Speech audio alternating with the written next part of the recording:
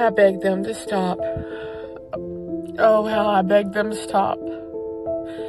I tried to hold him one more time.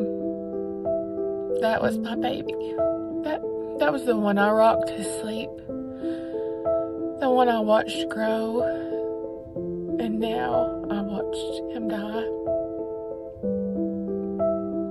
Oh, how I begged them to stop. They nailed hope to a cross, and I couldn't stop it. Oh, how I tried to stop it. I watched him take his first breath, and that day, I watched him struggle for his last. They pressed a crown of thorns into the head I once kissed goodnight. They nailed hands that had learned to hold mine when he was just a boy. I wanted to scream. I wanted God to stop it. Because wasn't he the promise? Wasn't he the miracle? When he said, "It is finished," it felt like my heart was finished too. But 3 days later, someone came running. The stone is rolled away, but I didn't dare hope because I had just buried hope. I had buried my baby. But then I saw him, alive, the same eyes, the same voice. Death had touched him, but it did not keep him. The cross broke my heart, but the resurrection healed it. He wasn't just my son. He was and is my Savior.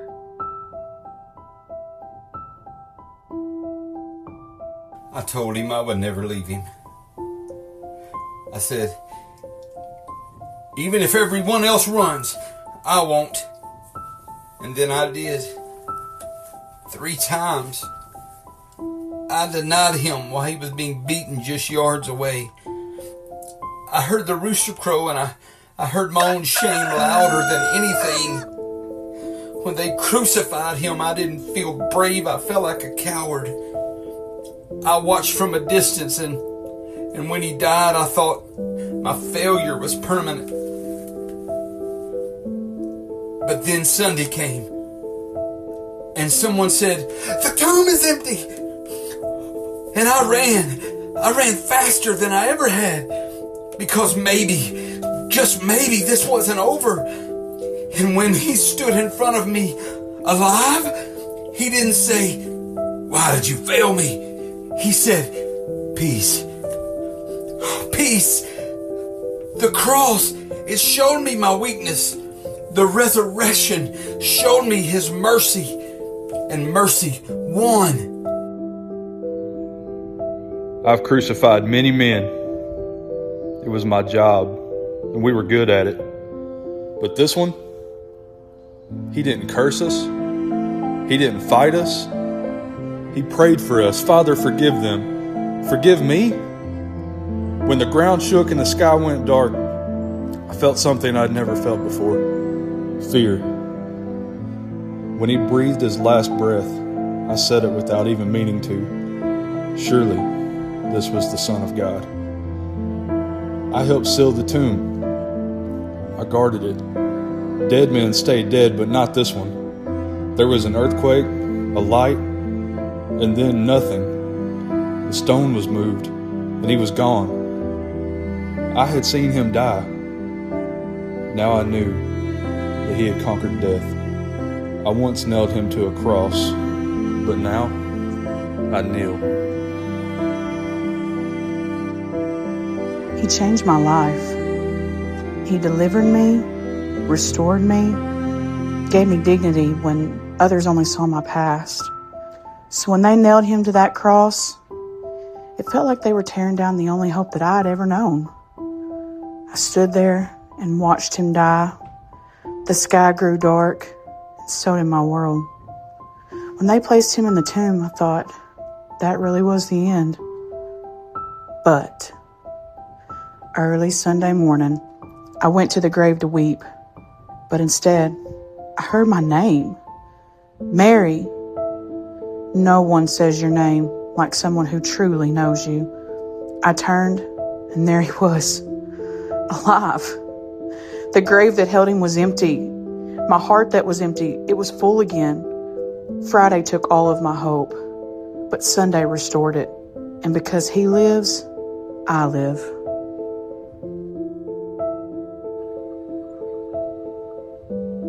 My name was the one they shouted, not his. Mine. Release Barabbas. Release Barabbas. I stood there in chains waiting for the sentence I deserved. I was a criminal, a rebel, a man who had taken life instead of giving it. The cross on that hill, that cross was mine. But suddenly the crowd was screaming for him instead. Pilate looked confused. I looked confused. They took the chains off my wrist. They put my cross on his back. I watched him stumble under the weight that should have crushed me. I heard the hammer strike the nails meant for my hands. Every blow echoed in my chest. He took my cross, my punishment, my death. When he cried, "It is finished," I realized he didn't just die instead of me.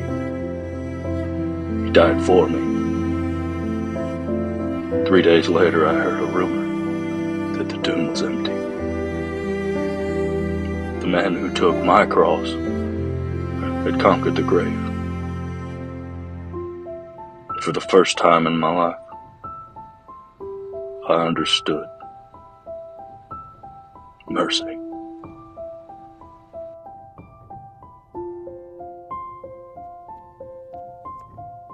I wasn't there. I didn't stand at the cross. I didn't run to the empty tomb. But I've stood at my own crosses. I've known shame like Peter, grief like Mary, brokenness like Mary Magdalene.